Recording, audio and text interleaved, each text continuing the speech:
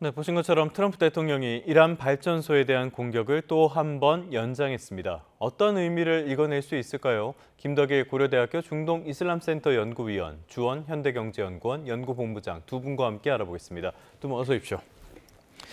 세상에 진리는 없다고 이야기를 하지만은 트럼프는 언제나 겁먹고 도망친다라는 타코 많은 진리가 아닌가라는 생각이 듭니다. 그래서 오늘도 이 도망자에 대한 이야기부터 해보도록 하겠습니다. 트럼프가 이란 에너지 시설 공격을 또 한 번 유예하기로 했어요. 자, 이게 어떤 협상의 가능성이 있기 때문에 연장을 했다. 이렇게 긍정적으로 봐야 되는 겁니까? 아무것도 안 되고 있기 때문에 연장했다. 이렇게 나쁘게 봐야 되는 겁니까? 두 가지 다 볼 수 있을 것 같습니다. 계속해서 공격을 할 수 있지만 우리가 지금 기다려주는 것이라고 하면서 계속해서 이란 수뇌부로 하여금 계속해서 어떤 협상이라든가 그 대화의 자리로 나오라는 것으로 압력으로도 볼 수 있겠고요. 또 저는 일종의 좀 숨고르기도 필요하지 않나 미국 입장에서 이것은 어떻게 보면 또 하나의 또 최후 통첩으로도 볼 수 있습니다. 그래서 숨고르기를 통해서 다시 한번 지금 계속해서 뭐 미국의 전략 자산들이 계속 또 이동하고 있는 모습을 봤을 때 이란 정부를 더욱 더 압박하고 그 사이에 또 미국 전략 자산들이 계속 이동하는 시간을 줌으로써 만약에 협상이라든가 이런 것들이 트럼프 대통령의 뜻대로 되지 않을 경우에는 어떻게 보면 또 군사적 행동을 다시 할 수 있다는 그런 가능성을 보여준다 생각하고요. 유예 시간 4월 6일까지라고 줬지만 뭐 그 전에도 충분히 그런 행동은 일어날 수도 있다고 생각합니다. 실제로 이번 공습 역시도 다음 주에 협상을 하겠다 그러고서는 공습을 했잖아요. 그렇기 때문에 이란 쪽에서는 신뢰할 수 없다. 이거 함정 아니냐 이런 반응도 나온 것 같은데요. 이렇게까지 유예를 준 것, 이런 것들이 상황을 바꿀 가능성, 위원님은 어떻게 보십니까? 우선 답은 트럼프 대통령이 일단 정해놓고 있는 것 같습니다. 자신의 협상안을 받아라. 근데 사실상 이거는 이란 정부 입장에서는 이렇게 항복선언과 다름이 없는데요. 지금 그 협상안이라는 게 어떤 내용이죠? 협상안이라는 걸 봤을 때 사실상 크게 봤을 때 이제 세계 핵 능력을 이란 핵 능력을 제거하겠다고 볼 수 있겠습니다. 이란 영토 안에서의 우라늄 농축 권리, 그다음에 우라늄 퍼센티지 0%로 절대 할 수 없다는 것, 그리고 핵시설을 폐쇄하라는 점, 그다음에 문제가 되는 게 60%까지 농축되는 고농축 우라늄 450kg을 해외로 반출하라는 겁니다. IAEA에게 넘기거나 아니면 뭐 미국이 가져올 수 있다고 얘기를 했으니까요. 핵 문제만 놓고 봤을 때도 이런데 합의의 가능성이 사실상 없죠. 이란 같은 경우는 이것은 자신의 핵 주권이라고도 얘기를 하고 있고요. 교육 현장에서도 학생들한테 이것을 가르치고 있습니다. 핵 주권은 우리의 권리라고 이렇게 하기 때문에 절대 받을 수 이란으로서는 받을 수 없는 상황들이 좀 계속 요구하고 있고 그 외에도 많습니다. 뭐 탄도 미사일 수량이라든가 사거리 제한, 대리 조직 문제 같은 것도 있고 지원 금지. 이것은 또 이란의 혁명 정신, 현재 혁명으로 세워진 국가니까요. 혁명 정신을 어긋나는 거기 때문에 이란이 현 체제에서는 받을 수가 없는 상황인데 사실상 이제 항복을 요구하는 거라고 볼 수 있겠고 오히려 시간을 주는 것이 오히려 트럼프 대통령이 뭐 물러나는 측면도 있겠습니다만 저는 숨고르기라 보고 더 한번 이란 수뇌부를 좀 압박하기 위한 그런 시간 벌기 작전이 아닌가 그렇게도 해석할 수 있을 것 같습니다. 알겠습니다. 여러 가지 측면들이 담겨 있는 것 같은데요. 시장의 반응을 보면은 이게 조금 더 명확하게 드러나는 것 같습니다. 일단 시장은 더 이상 트럼프를 전혀 신뢰하지는 않는 것 같아요. 간밤에 보면은 물론 이 이야기가 나오기 전이었습니다만 뉴욕 증시는 많이 하락하고 유가는 올랐어요. 이 말은 지금 전쟁의 장기화 가능성을 조금 더 크게 보고 있다. 이렇게 봐야 되는 거 아닙니까? 아무래도 시장이 제일 우려하는 건 인플레이션이거든요. 인플레이션 자체를 우려한다기보다는 인플레이션이 되면은 미국이 금리를 올릴 거고 금리가 올라가면 시장은 완전히 어떻게 보면은 이제 조정을 받아야 되는 국면이거든요. 근데 장이 끝나고 트럼프가 이제 공격을 유예한다고 연장을 발표를 했잖아요. 근데 애프터 마켓의 추이를 보면 예를 들어 마이크론 테크놀로지, 이제 삼전이나 하이닉스 같이 메모리 반도체를 하는 마이크론 테크놀로지 같은 경우는 장중에는 마이너스 7%가 빠졌는데 애프터 마켓에 이제 트럼프가 그 얘기를 하고 나서 보면 한 7%가 그러니까 27달러가 빠졌었거든요, 장중에. 한 2, 3달러밖에 안 올라요. 그러니까 애프터 마켓이 다 이제 플러스로 돌긴 했지만 트럼프의 발언이 미국 주식 시장의 장중의 흐름을 이제 돌릴 수는 없을 것 같고 이 말은 엔비디아도 4% 빠지고 장 후에는 0.5% 오르고 있어요. 그러니까 이 말은 말씀하신 대로 이제 트럼프는 신뢰할 수 없다. 오히려 유예를 하지 말고 뭐 휴전이나 종전을 언급을 했으면은 애프터 마켓에서 많이 올랐을 텐데 10일 유예는 사실 긍정적인 소식은 절대 아닌 것 같아요.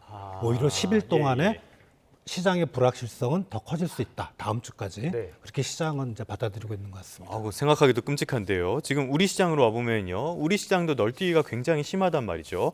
그런데 여기에서 눈에 띄는 게 한 두 가지 정도가 있습니다. 첫 번째는 외국인이 계속 빠져나가고 있다는 점이고요. 두 번째로는 예전에는 빠지면은 빠진 만큼 다시 회복을 했었는데 이 회복이 좀 버거워지고 있는 조짐이 나온다는 점, 이 두 가지가 있거든요. 본부장님 어떻게 보십니까? 일단은 그 이제 미국 트럼프 대통령, 그러니까 이번 달 3월 달 초만 해도 트럼프 예. 대통령의 말에 따라 뭐 빠졌다가 그랬죠. 예. 복원이 어느 정도 됐었는데 최근의 흐름 보면 미국의 이제 반도체 주식하고 좀 연관이 돼 있는데 이게 이제 뭐 많이 나온 뉴스지만 터보컨트라고 메모리 반도체를 덜 쓸 수 있는 구글의 논문이 나왔다는 건데 이게 사실 1년 전에 나온 논문이거든요. 그러니까 네네. 요번의 내용은 뭐냐면 그때는 이제 이론만 했고 이때 지금 이제 생산 현장에 한번 적용을 해봤더니 효율이 있었다.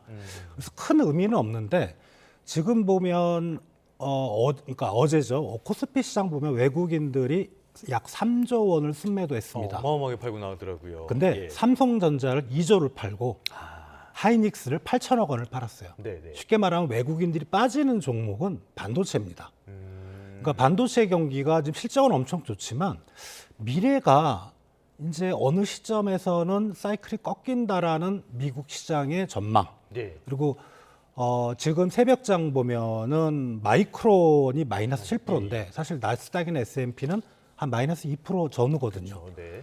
그러니까 그런 복원력, 특히 이제 우리나라 주식시장 같은 경우는 삼전하고 하이닉스의 시가총액 비중이 절대적이잖아요. 네네. 그러니까 그런 쪽에서의 복원력이 우리 주식시장이 특히 취약한 게 예. 빠진 만큼 나중에 반등하더라도 그 정도만큼 안 되는 이제 복원력이 약한 그런 주된 원인이라고 생각이 됩니다. 말씀하신 것처럼 지금 전반적인 시장보다 반도체가 더 많이 빠졌는데 필라델피아 반도체 지수가 간밤에 거의 5%가 빠졌거든요. 이게 우리 시장에 어떤 영향을 미치게 될지 이 내용도 장 열린 다음에 다시 한번 살펴보면 좋을 것 같고요. 이번에는 이란 주변국들 상황도 한번 보도록 하겠습니다. 일단은 이스라엘은 전쟁을 끝낼 생각이 전혀 없는 것 같고요. 주변의 중동 6개 국가들은 이란이 자꾸 선을 넘는다 하면서 군사 개입도 시사를 했습니다. 반대로 예멘 쪽의 후티 반군도 참전할 수 있다 이런 이야기까지 했어요. 뭐 어떻게 되고 있는 겁니까? 상황이 조금 더 이제 복잡해지는 것 예. 같습니다. 각국 입장을 잠깐 정리해 보면 미국과 이란 정부 역시 현재는 겉으로는 우리들이 뭐 결상장에서 끝까지 우리가 이겼다 얘기하지만 예. 내심 빨리 전쟁을 끝나고 싶어하는 것 같습니다. 트럼프 대통령도 초조할 거고요. 현재 이란 정부도 계속할 여력이 상당히 좀 부족해 보이긴 합니다. 그런데 이제 이스라엘 같은 경우는 체제를 전복시킬 때까지도 계속 전쟁을 해야 된다는 것이고 예. 핵 능력, 핵 물질 같은 것도 뭐 탈취해야 된다까지 선으로 나갔기 때문에 이스라엘은 계속해서 공격을 좀 지지하는 입장이고요. 전쟁을 멈춰서는 안 된다 네. 쪽이고 또 이제 의외로 이제 공개적으로 드러났다가 사실을 부인한 나라가 사우디아라비아를 들 수 있겠습니다. 무하마드 빈 살만 같은 경우에는 뭐 사우디 왕실의 특징이 그 전에도 계속해서 이번에 전쟁을 해야 된다고 얘기를 했었고 예. 빈 살만 왕세자 같은 경우에도 이번에 미국이 전쟁을 멈춰서는 안 된다 이렇게까지 얘기를 하고 있습니다. 그래서 이스라엘은 계속해서 공격을 퍼부을 것 같고 계속해서 만약에 휴전 협상이라든가 어떤 협상의 단계로 넘어간다면 이스라엘은 최대한으로서 자신들이 할 수 있는 한 전쟁이 끝나기 전까지는 계속 공격을 퍼부을 것이고 사우디아라비아 같은 경우에도 참전까지는 아니지만 지금 상당히 인내하고 있지만 네. 자신이 참전하지 않는 선에서 미국을 도와줄 수 있는 건 다 할 것 같습니다. 지금 뭐 사우디아라비아 내에 있는 뭐 공군 기지도 미국이 쓸 수 있게 해주고 있고요. 아랍에미리트도 상당히 피해를 많이 입었기 때문에 예. 뭐 이란의 어떤 자산 같은 걸 동결하는 조치까지 취했습니다. 지금 보시면 중동 지역에서 예. 피해가 굉장히 많이 늘고 있어요. 네, 많이 늘고 있고 제가 지금 우려하는 건 이제 후티 반군이 어떻게 보면 친이란 대리 조직이라고 할 수 있는데요. 지도 보시면 이제 예멘 좀 사우디아라비아 남서쪽 끝에 있는 네. 그쪽 이제 예멘의 후티 반군이 장악하고 있는데 여기는 이제 홍해를 후티 반군이 또 이란이 호르무즈 해협을 뭐 봉쇄 카드를 내민 것처럼 후티 반군이 봉쇄 카드를 내밀 수 있는 것이고요. 바벨 만데브라는 발 뒤꿈치처럼 예 보이는 그렇습니다. 저곳인 거죠. 예, 바벨 예. 만데브 해협인데 여기를 예를 들어서 후티 반군이 작전을 펼친다 경우에는 인도양에서 홍해, 또 유럽 지중해로 이어지는 그 우회 통로가 또 다시 한번 어려움을 겪게 될 것이고 예. 이렇게 될 경우에는 또 이집트 같은 경우에는 이제 수에즈 운하의 수입을 통해서 상당 부분 의지하고 있고 현재 수에즈 운하를 통해서 좀 경제 발전을 추구하려고 하고 있는데 예. 이집트 역시 뭐 직접 참전까지는 아니겠습니다. 이집트도 여기에 또 연루될 수가 있겠고 네. 뭐 주변 국가들도 또 연루될 수가 있겠죠. 지금 그렇기 때문에 상황이 예를 들어서 홍해 지역까지도 이제 확전될 가능성도 있다 이렇게 볼 수 있겠습니다. 그래서 네. 뭐 협상, 뭐 휴전 협상까지는 어떻게 멀고도 긴 아직도 좀 확실하게 보이지 않는 상황에서 해결책이 보이지 않는 상황에서 각국들이 상당 부분 더 개입할 가능성은 오히려 높아진다는 점을 저는 좀 우려하고 있습니다. 알겠습니다. 당장 우리에게 걱정이 되는 것은 역시 호르무즈 해협의 봉쇄 상황이 아닌가 싶은데요. 주한 이란 대사가 한국은 적대국은 아니지만 미국과 연관된 선박이기 때문에 통과는 못 시켜주겠다 이렇게 이야기를 했단 말이죠. 그렇다면 우리 선박의 호르무즈 해협 이 고립 장기화 계속 장기화될 수밖에 없는 상황 아닙니까? 예, 그렇습니다. 비적대적 국가라고는 얘기를 했습니다만 미국과 이스라엘과 연관이 없어야 된다고 하지만 많은 우리 선박 같은 경우 제가 봤을 때 미국 보험사라든가 미국 예. 관련 정유시설 같은 거를 전혀 연관이 없는 선박이 과연 몇 척이나 될까 생각해 봤을 때는 상당 부분 뭐 미국과 연관이 있을 수도 있고요. 그러면 그런 선박은 통과시켜주기 않겠다는 뜻으로 볼 수 있겠습니다. 네. 이 부분은 지금 이란 정부가 이 뭐 쿠제치 대사 같은 경우는 이란 정부의 중앙 정부에서 이제 외교 지침을 받아서 이렇게 얘기하는 거겠습니다만은 이거는 좀 전 언어 도단이라고 생각할 수 있겠습니다. 이것은 이제 뭐 갈라치기 전략으로서 미국에 협력하지 말고 우리랑 얘기하면 될 것이다라는 네. 얘기라고 볼 수 있겠습니다만 장기적으로 봤을 때는 이거는 결국 이란에게도 좋은 게 아닙니다. 자충수가 될 수 있고요. 하나 그래서 눈여겨보는 것 중에 하나가 프랑스의 합참을 중심으로 해서 예. 좀 군 수뇌부들이 모이기로 했습니다. 그래서 우리한테도 요청이 있었다고 예, 요청이 있었고 예.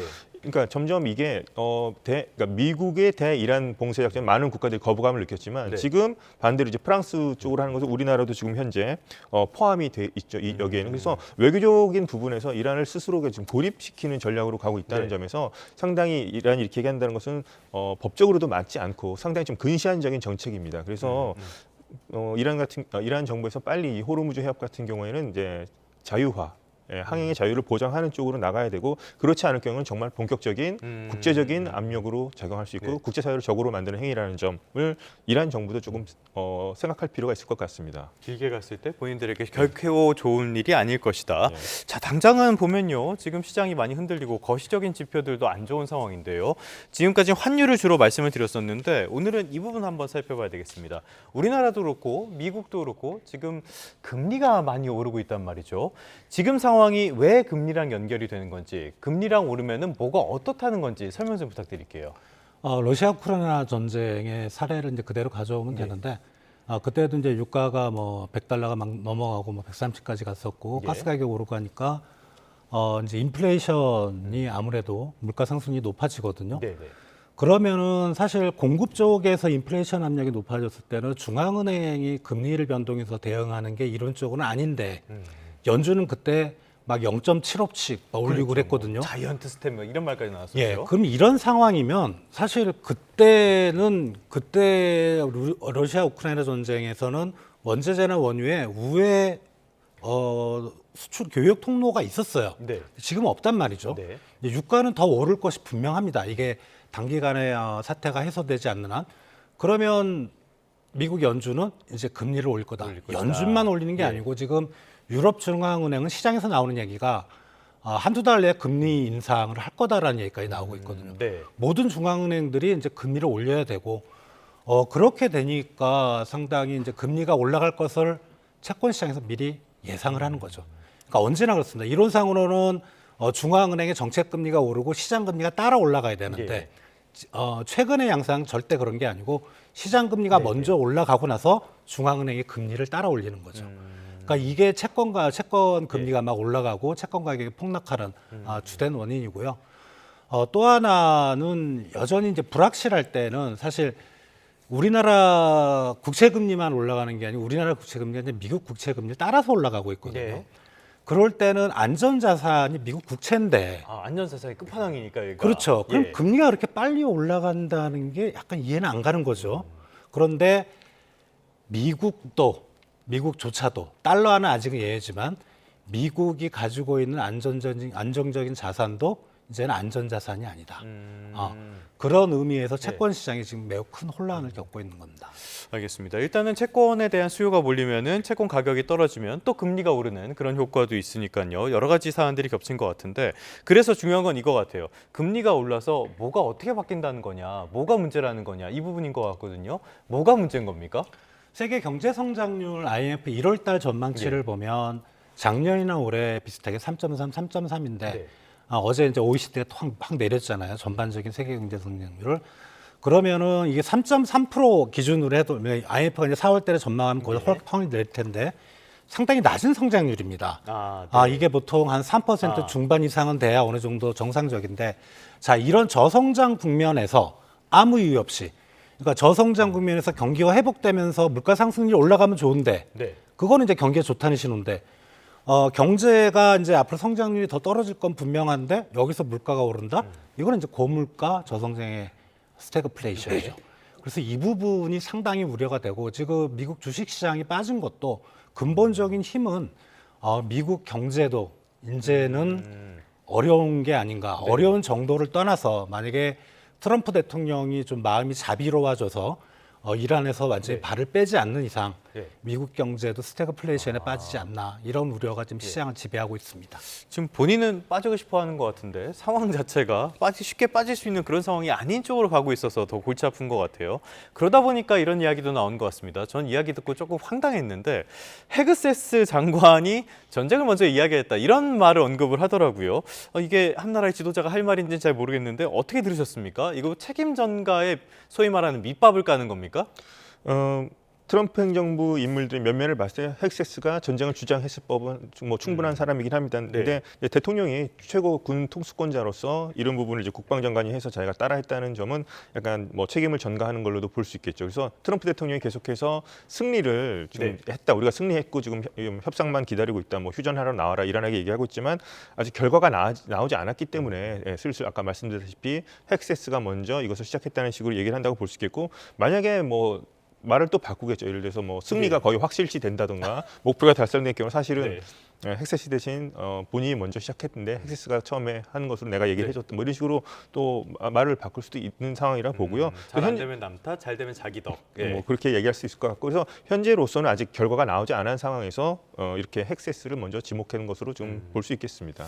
알겠습니다. 이건 약간 여담 같은 이야기인데요. 중요한 거, 우리에게도 중요한 게 하나 있습니다. 시진핑 주석과의 정상회담, 이거는 많은 분들이 관심을 가지고 있었을 사안인데 연기를 했다가 5월 중순 쪽으로 다시 추진을 한다라고 밝혔어요. 이거는 트럼프가 그때까지는 전쟁을 끝내겠다라는 어떤 시간표를 제시했다라고도 볼 수 있는 겁니까? 네, 그렇다고 볼 수 있을 것 같습니다. 3월 말에 처음에 회담이 있었다가 그렇죠. 그때는 워싱턴에서 내가 전쟁을 직접 지휘해야 되기 때문에 자리를 비울 수 없기 때문에 회담을 연기했던 건데 이번에는 더 미룰 수는 없습니다. 그렇기 때문에 이번에 확실하게 좀 결말을 짓 거고요. 어떤 식으로든 결과가 나올 것 같습니다. 그래서 4월 안에는 윤곽이 좀 드러날 것 같고 그 결과를 가지고서 이제 시진핑 중국 주석을 만나는 식으로 가지 않을까 생각합니다. 그래서 여기서 한 번 더 연기를 할 것 같지 않고, 그렇기 때문에 더욱 더 적극적으로 4월 안에 어떤 결과를 내기 위해서 미국은 또 많은 노력을 기울일 것 같습니다. 자, 그런데 앞서서도 위원님께서 말씀을 해주셨지만은 지금 이란이 받아들이기 어려운 것들 이야기를 하고 있고요. 마찬가지로 이란도 미국에 받아들이기 어려운 요구들을 하고 있단 말이에요. 그렇기 때문에 이런 정상회담 전, 그리고 트럼프가 다시 유예한 10일 전 어떤 결론이 나올 가능성에 대해서는 의견이 많이 엇갈릴 것 같은데요. 위원님께서는 어떻게 전망을 하십니까? 양측 다 협상 과정에서 너무나 지금 평행선을 달리고 있기 때문에요. 한간에서 이제 그런 얘기가 있죠. 그 전에 협상 내용과 지금이 뭐가 다를 바가 있느냐, 왜 전쟁을 했느냐 하지만 트럼프가 약간은 그래도 우위에 있다고 볼 수 있는 점 하나가, 협상 전의 이란과 지금의 이란을 비교해 봤을 때 지금의 이란이 군사력이 많이 약화된 것은 사실입니다. 이제 그런 점에서 트럼프 대통령은 한 번 더 이런 식으로 협상에 압박을 가한다고 볼 수 있겠고, 거기에 대해서 이란은 또 역제안을 했죠. 자신들의 제안을 하면서 호르무즈 해협 권리도 보장해주고 뭐 이런 식으로 얘기까지 하고 있습니다. 그래서 양측 간에 팽팽한 긴장감이 감돌고 있고 평행선을 달리는 것은 분명한데, 양측 다 지금 최대 요구치를 지금 상대방에게 먼저 제시한 상황이고요. 여기서 이제 얼마나 절충되느냐가 문제인데, 그렇게 합의 가능성이 현재로서는 높아 보이지만 않습니다. 우선 협상으로 들어가고 휴전을 우선 선을 하고 협상으로 들어가봐야 어떤 양측 간에 어떤 내용이 양보가 되고 어떤 내용을 계속 고집하고 있는지가 드러날 것 같습니다.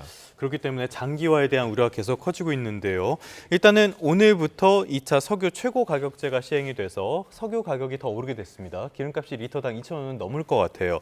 정부는 이런 부담을 줄이기 위해서 유류세를 지금보다 더 인하를 하겠다라고 이야기를 하고 있는데요. 이런 효과들은 어떻게 보십니까? 일정 부분 이제 효과는 있겠지만 사실 이제 그 정부의 그 최고 가격제 올라가는 폭보다는 유류세 인하 폭이 좀 작은 것 같아요. 그러다 보니까 이제 주유소 가격이 아마 이제 최고 가격제 새로 시작이 되면 대부분 2,000원대로 다 넘어갈 겁니다. 그리고 지금 이제 WTI가 사실 $90대 초반에서 그래도 좀 버티고 있었는데 최근에 올라가는 추세거든요. 이런 추세라면 이제 WTI 기준으로도 100달러까지도 갈 수 있을 것 같아요. 예, 예. 그러면 이제 사실 이 유류세 인하폭은 별 의미가 없고, 뭐 이 정도 추세가 만약에 한 1, 2주만 더 지속이 되면 뭐 2,500원 이상도 네. 휘발유 주유소 판매 가격으로 그렇게 올라갈 가능성이 높다고 생각이 됩니다. 당장 휘발유 가격도 문제가 있는데요. 또 하나 문제되는 게 지금 나프타 수급에 대한 우려가 굉장히 커요. 나프타 무슨 제품입니까 이게? 이제 원유를 정제하면 제 기준으로 이제 중학교 다닐 때 네. 공업 시간에 가등 경중 그래서 예. 가솔린 등유 경유 그래서 나프타가 또 부산부로 나오거든요. 영업 과목 오랜만에 들었습니다. 예. 나프타가 이제 우리나라로 들어오면 이제 우리나라의 국내 생산이 50%, 네. 해외 수입이 한 50%인데 그 해외 수입의 50%의 한 절대적인 부분이 중동 지역에서 오는데 그것도 막혀 있거든요. 네. 원유조차도 안 들어오니까 나프타 생산도 안 되고 나프타를 통해서 에틸렌이 되고 에틸렌이 기초 석유화학 제품을 다 넘어갑니다. 예. 가장 대표적인 게 라면 봉지. 그러니까 나프타가 안 되면은요 지금 우리 비닐하우스도 못 치고 농산물도 우리 마트로 들어올 때는 다 포장이 들어오잖아요 비닐로. 네. 그러니까 우리가 제품을 살 수가 없는 거죠. 그렇게 되면은 이게 극단적인 경우에는 정말 우리가 마트 가면은 살 제품이 없는 거예요. 네. 포장이 안 되니까. 그렇죠. 예. 예. 우리가 뭐 양재기를 들고 갈 수도 없는 거고, 그런 비닐이 없기 때문에 그런 부분이 상당히 심각한데 지금 나프타가 업계에서는 한 1, 2주 네. 정도까지만 버틸 수 있고 이미 가격들은 많이 올랐고요. 그런 것 같더라고요. 가격이 올라도 예. 공급이 지금 안 되고 있습니다. 근데 그런 부분이 오히려 기름이 없으면 우리가 사실 뭐 재택근무를 하든 뭐 상업용 자동차 빼놓고는 그냥 왔다 갔다 거리면 되는데 예. 이게 나프타가 없으면 결국은 우리 생명과 직결되는 문제입니다. 네. 그렇기 때문에 석유화학의 쌀이다라고 부른다고 하는데 그래서 정부가 내놓은 대책이 나프타 수출 금지예요. 오늘 0시부터 했거든요. 이거는 실효성을 어떻게 보십니까? 실효성은 있죠. 우리가 이제 석유화학 제품을 많이 만들어서 바깥에다가 이제 예. 수출하는. 근데 생각해 보시면 절반을 해외에서 수입했었단 말이죠. 예. 그러니까 우리가 수출 금지를 한다고 한들 큰 효과는 없을 것 같고 결국은 이 호르무즈 해협이 풀리지 않는 이상 예.